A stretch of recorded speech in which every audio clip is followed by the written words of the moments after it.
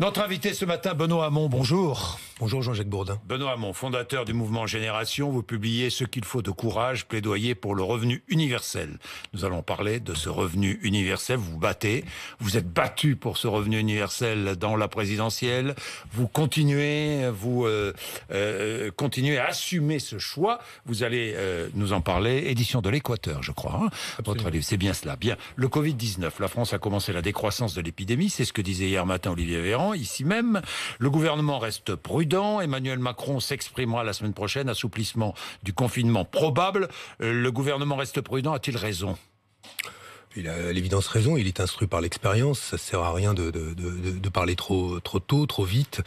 Au fond, on a, je sais même pas si on peut parler de certitude, mais la seule conviction, plutôt que de certitude qu'on a, c'est que seul le vaccin, et si tant est qu'il soit efficace, pourra nous permettre de passer véritablement à autre chose. Et encore, ce sera progressif, puisque la vaccination se fera probablement assez progressivement. Oui, progressivement. Mais tant qu'on n'a pas trouvé cette solution-là, on voit bien que, quelles que soient les formules choisies, en France comme ailleurs, il n'y a aucune formule qui soit 100% efficace pour éviter la propagation du virus. Il n'y a aucune formule qui nous garantisse qu'un pays soit à l'abri de cela, sauf à arrêter de faire circuler les gens, sauf à les mettre sous surveillance, ce qu'a en partie fait la Chine, et des choix que nous ne voulons pas faire, au nom de principes qui sont les nôtres et auxquels nous sommes attachés, c'est que nous ne pouvons pas aujourd'hui remettre en cause le principe de l'état de droit, des droits fondamentaux qui sont ceux des citoyens, qu'on accepterait de remettre en cause un temps, mais dont on n'est pas sûr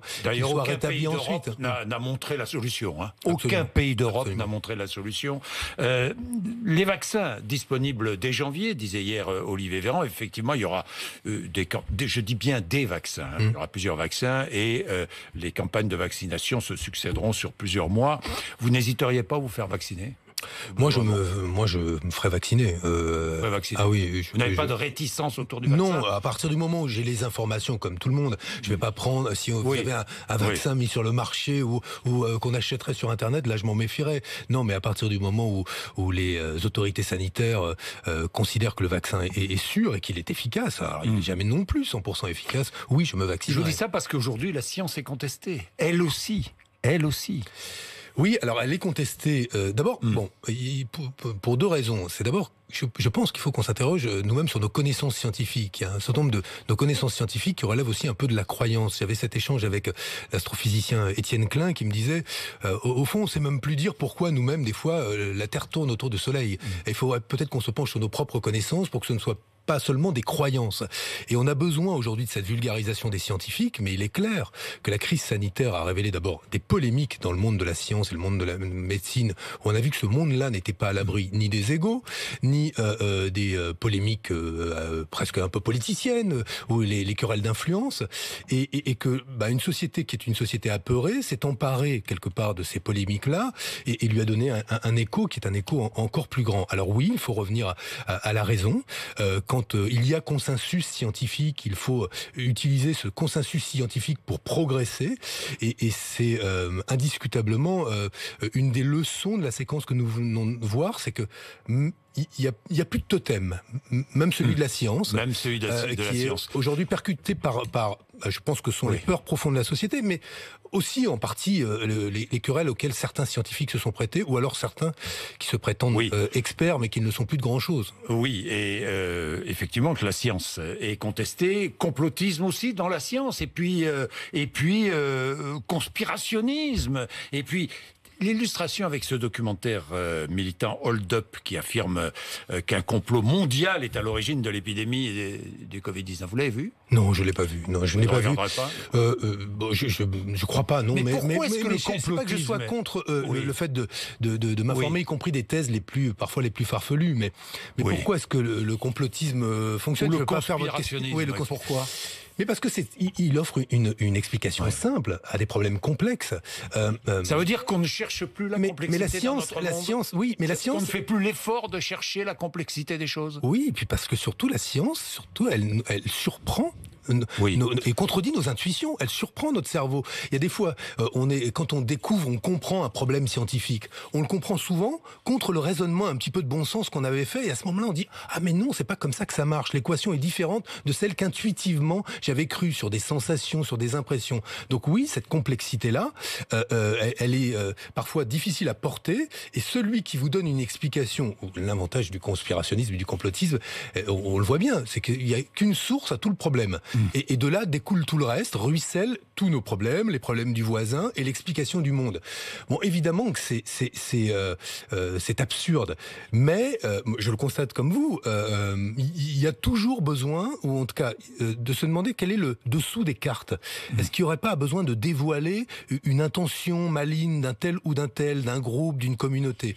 Bon, ceux qui font ça gagnent presque à tous les coups. La réalité, c'est quoi? C'est que la réponse des pouvoirs publics et des démocraties, ce doit être la transparence. Parce qu'il ne faut pas donner le prétexte aux complotistes de prospérer sur le fait qu'on ne fait pas la transparence. Et on a besoin aujourd'hui de démocratiser nos institutions. On voit bien que la santé, elle est malade de quoi? Elle est malade du fait qu'il y a une forme de confiscation du pouvoir par des élites qui se reproduisent entre elles, qui se ressemblent d'une génération à une autre. Il faut qu'on repense aujourd'hui à la fonction de l'école républicaine qui doit permettre naturellement de faire émerger des personnes issues de toutes les classes sociales et ne pas assurer que d'une génération à une autre, nous sommes dirigés par les enfants de la génération qui nous dirigeait avant. Et autour de ça, ce que je veux dire, c'est que au fond, on a la clé, nous. On l'a appelé la République. Faire l'effort. Non, mais je reviens sur le mot parce que ça me tient à cœur. Faire l'effort de la transparence. Oui, c'est indispensable. Et de la pensée. Et de la pensée. Faire l'effort de la transparence et de la pensée. Dites-moi, ce complotisme nourri par les médias, par certains médias? Indiscutablement, mais il y a des gens qui font de l'argent là-dessus, qui s'enrichissent. Moi, j'ai pris à partie hier le Vincent Bolloré, parce qu'il fait de l'argent là-dessus. Le modèle CNews, que ce soit clair, moi je la regarde pas beaucoup, c'est pas ma télé, mais elle a le droit d'exister, CNews.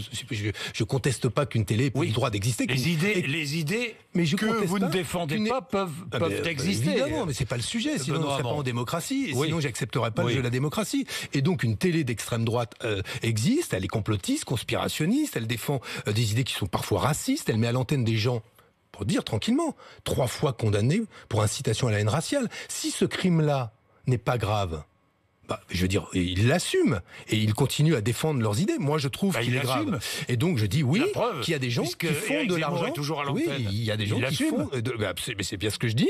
Et donc, il y a des gens qui font de l'argent là-dessus. Vous voyez-vous. Mais pourquoi dites-vous Bolloré devra rendre compte? Il devra rendre compte de la responsabilité qui est la sienne aujourd'hui de participer au fait que la montée des idées racistes, belliqueuses, grandit. Alors, elle grandirait peut-être sans lui. Mais lui, au passage, il fait de l'argent et s'enrichit. Donc, moi, je trouve que dans ces cas-là, mon problème, c'est pas de débattre avec Zemmour ou je ne sais qui d'autre. Après tout, c'est vraiment pas mon sujet. C'est de dire qu'il y a quand même des gens derrière tout ça, ceux qui sont complotistes, conspirationnistes, qui en tout cas se gonflent bien les poches et le redistribuent assez peu grâce à ce genre de modèle-là et grâce à ce genre d'idées-là. Benoît Hamon, le Black Friday, j'aime pas trop ces mots anglais, mais le Black Friday, impossible de l'interdire, le Black Friday. Alors comment faire? Je sais pas, on pourrait organiser une opération promotionnelle pour les produits français, un protectionnisme. Arnaud Montebourg était là la semaine dernière. Il admirait Trump, il admirait le protectionnisme de Donald Trump. Vous l'admirez aussi, vous? J'admire pas Trump. Moi, je peux pas dire... non, mais il a des résultats. Montebourg disait, Trump a des résultats économiques qui sont excellents. Alors, je réponds en manière télégraphique. D'abord, qu'est-ce qui relève de la responsabilité de Trump et du fonctionnement de l'économie? N'exagérons pas. On peut pas dire que dès que ça va un peu mieux, c'est grâce à Trump, et dès que ça va mal, c'est la faute à la mondialisation. Donc ça, c'est pas possible. Donc moi, première chose. La deuxième chose, c'est que autant on peut avoir, et moi je partage l'idée que l'Europe doit protéger ses frontières et défendre ses intérêts économiques, industriels. Vous n'êtes pas souverainiste et protectionniste. Mais au niveau européen, je pense que c'est la seule échelle à laquelle ça marche. Au niveau national, on sera balayé. Les autres sont 10 fois plus gros que nous. Ceux qui pensent aujourd'hui que rétablir le protectionnisme en France, on va se protéger contre qui? Je veux dire, la France va se protéger contre la Chine, mais moi je veux bien qu'on rétablisse de la souveraineté sanitaire, produisons nos médicaments, de la souveraineté dans le domaine alimentaire, de souveraineté c'est même dans le domaine textile. Mais je pense que la bonne échelle, c'est celle du continent. Première remarque que je veux faire. La seconde, qui est par rapport au modèle qui est le nôtre. Aujourd'hui, pourquoi est-ce que les gens achètent des produits à bas prix, de mauvaise qualité, dont ils savent que c'est de mauvaise qualité? Des aliments de mauvaise qualité, donc avec des propriétés nutritives qui sont mauvaises, des textiles et des habits de mauvaise qualité, des biens électroménagers qui vont mourir au bout de 6 mois. Pourquoi ils le font? Parce qu'ils ont des petits revenus. Et que le modèle qui est celui de nos sociétés, qui est d'une économie low cost, petit prix, mais gros dégâts écologiques et gros dégâts sociaux, il repose sur quoi? Sur le fait qu'il y a des petits salaires et des petits revenus. Quand moi j'ai voulu réfléchir à la manière dont on pouvait desserrer les taux, j'ai constaté quoi? Et il faut être lucide, ça fait 20 ou 30 ans que la gauche, notamment en Europe, est en échec sur la redistribution des richesses. On n'y arrive pas. Les salaires n'augmentent pas. Pendant le quinquennat de François Hollande, on n'a pas augmenté sous la gauche comme sous la droite. d'€1 le SMIC, pour vous dire. Donc nous ne parvenons pas, selon les outils classiques, à modifier cette redistribution des richesses. Et donc, desserrer les taux, selon moi, c'est créer un revenu qui s'ajoute. Je vais y venir. Mais c'est pour vous dire que l'objet. Ça changerait quoi? Ça changerait quoi? Mais ça changerait que si j'ai le choix. Revenu universel. Mais non, mais ça changerait. Mais ça change que mon revenu augmentant. J'ai cette fois-ci le choix. Je suis une mère célibataire en Île-de-France. J'ai pas d'autre. J'ai un petit salaire. Je fais quoi si j'ai pas d'autre choix que de prendre, d'aller chez Carrefour, Auchan, le produit le moins cher. Le moins cher. Mais par contre, si mon revenu augmente d'un revenu universel, j'ai la possibilité d'acheter du bio, j'ai la possibilité d'acheter des vêtements plus durables, j'ai la possibilité de m'acheter un bien électroménager dont je sais que je ne le changerai pas au bout d'un an, mais à un prix supérieur. Bref, j'aide aussi à ce que se forme le juste prix. Parce que ce qu'on achète à très bas prix, faut tous qu'on ait en tête que pour qu'il soit si bas le prix, faut que les gens soient mal payés au début et au milieu. Il faut qu'on ait oublié les règles environnementales et les investissements nécessaires. Je vais revenir sur le revenu universel et sur les conséquences de la crise sanitaire, la précarité qui augmente, la pauvreté qui augmente. Mais avez-vous signé la pétition pour un Noël sans Amazon? Non. Vous la signeriez? Je l'ai pas lu. Hein. Non, mais j'ai un mot là-dessus. Parce que Amazon, c'est un modèle dans lequel ça vous offre finalement l'abondance. Des grandes surfaces, des rayons chargés de... Mais sans bouger de chez vous. Un clic et zéro interaction sociale. Ce qui se passe, et moi qui m'interroge à travers Amazon et à travers d'autres évolutions dans nos sociétés, même dans les grandes surfaces, quand on va à une caisse automatique. Alors, avant, on la connaissait pas, la caissière, la plupart du temps, ou le caissier. On les connaissait pas. Mais ça reste une interaction humaine. À quoi nous assistons, et ça, il va falloir qu'on l'ait en tête, et savoir si nous voulons ça. C'est à la déshumanisation de la société. Nous acceptons qu'il y ait de moins en moins d'interactions entre les individus, de moins en moins de contacts tangibles entre individus, ou, quand nous les tolérons, alors ça c'est à cause de la crise pandémique, à travers des écrans. Et ce qui m'inquiète, c'est ça. C'est qu'on s'habitue à ne plus se parler et à ne plus interdire à Amazon. On ne peut pas. Comment fait-on? Comment fait-on? Il y a combien? Plus de 10 000 PME françaises qui disent merci à Amazon, qui vivent, qui se développent grâce à Amazon. Donc je me méfie un peu des interdictions. Non mais avant, on peut pas. Parce qu'il y aura 3 modèles qui peuvent coexister. C'est celui d'Amazon, commerce en ligne, dont moi je souhaite qu'il soit cantonné. Et ça dépend aussi de nous. Moi je vois bien les enfants à l'approche des fêtes de Noël. Le réflexe c'est quoi? D'aller sur Internet et de dire papa je veux ça, ou ce serait bien, moi j'aimerais, et de cliquer. C'est tellement simple. Vous l'avez un jour ou 2 jours plus tard. Il y a le deuxième modèle, ce sont les grandes surfaces, et là qui aussi continuent leur numérisation. Et où les êtres humains aussi commencent en tout cas les employés, à quitter progressivement les grandes surfaces pour être remplacés par des machines. Et ceux qui restent, et qui sont hélas aujourd'hui fermés, ce sont les petits commerces. Et il y a des choix de société qu'il faut qu'on fasse. Parce que derrière la fermeture d'un petit commerce, ou d'un commerce de proximité, il faut les rouvrir là, dès le 27 si les conditions sanitaires le permettent, oui. Mais ce que je crois, c'est que si les conditions sanitaires le permettent... Je pense vous êtes très prudent. Mais je pense que derrière... l'année 2021, si le vaccin a été trouvé, il faudra poser la question de ces commerces de proximité et plus généralement de tous les lieux où on retrouve des occasions de socialiser, c'est-à-dire d'être ensemble, de partager une information, d'obtenir un conseil. Et c'est valable pour les commerces. Il faudra que la question de la relance de notre économie et plus généralement la manière dont ce pays se redresse pose cette question-là. Et au cœur du redressement de notre pays, il y a nos centres-villes, il y a les endroits où on peut aller dans un rayon, avoir un conseil, reparler à des personnes. Les commerçants, c'est pas. Soyez optimistes. Un peu plus cette crise sanitaire nous permet de mettre le doigt sur ces problèmes-là et va nous permettre peut-être de recréer les conditions d'une vie sociale meilleure. Oui, je ne sais pas. Moi aussi, je le souhaite. Je ne vais pas être pessimiste. Benoît Hamon, je voudrais que nous revenions sur le revenu universel. 750 € par mois, on est bien d'accord, par personne. À terme, c'est pas du jour au lendemain. Oui, pas du jour au lendemain. Versé à tous les Français, qu'ils travaillent ou pas. Ou pas. Hein, c'est bien cela, à terme. 750 €, donc, mais en plus du salaire. En plus du salaire, absolument. En plus du salaire. Vous auriez un revenu universel. Voilà. La dame qui nous filme en ce moment là aurait un revenu universel. Les retraités auraient un revenu universel. Le principe du revenu universel, c'est quoi? Faisons un peu de politique et revenons à ce qu'était à la raison pour laquelle on fait de la politique. Le premier ça date pas d'hier, qui pense à un revenu universel, c'est pendant les révolutions américaines et françaises, c'est Thomas Paine. Il dit, en fait, quand on crée de la richesse, c'est ça son raisonnement. Il dit, il y a celle qu'on crée à travers notre travail, mais aussi le legs de l'humanité qui nous a précédés. La somme de leurs innovations, le génie, le progrès technique et tout ça, c'est de la richesse dont on profite. Qu'est-ce qui justifie, disait-il, que cet héritage qui est collectif à l'humanité soit accaparé par quelques-uns? Bien, le revenu universel viendrait réparer cette injustice-là et répartir ce legs que nous offrent tous ceux qui sont passés avant nous. C'est ça le principe philosophique, c'est une prédistribution des richesses. Je fais le lien avec ça parce que moi je refuse de parler du revenu universel sans dire les racines historiques. D'ailleurs, Thomas Paine, soyons honnêtes, parlait de lui des fruits de la création. Il était chrétien et il disait c'est l'abondance ou la création de Dieu qui doit être répartie égalitairement. Depuis, les Lumières, des penseurs, des intellectuels se sont emparés de cette idée-là. Moi, mon idée, elle est simple, c'est qu'on ne peut pas rester sans rien faire devant les transformations du travail liées à la révolution numérique. Ça s'accélère avec la crise pandémique. Vous voyez, on est en train de parler, en parlant d'Amazon, de la fermeture des commerces. Combien de ces commerces réouvriront? Combien de fois, finalement, accepterons-nous de préférer un algorithme, une machine, aux commerçants que nous avions il y a 1 ou 2 ans. La question, c'est de quelle manière allons-nous nous habituer à cette civilisation dans laquelle il y a de moins en moins d'emplois pour le même service.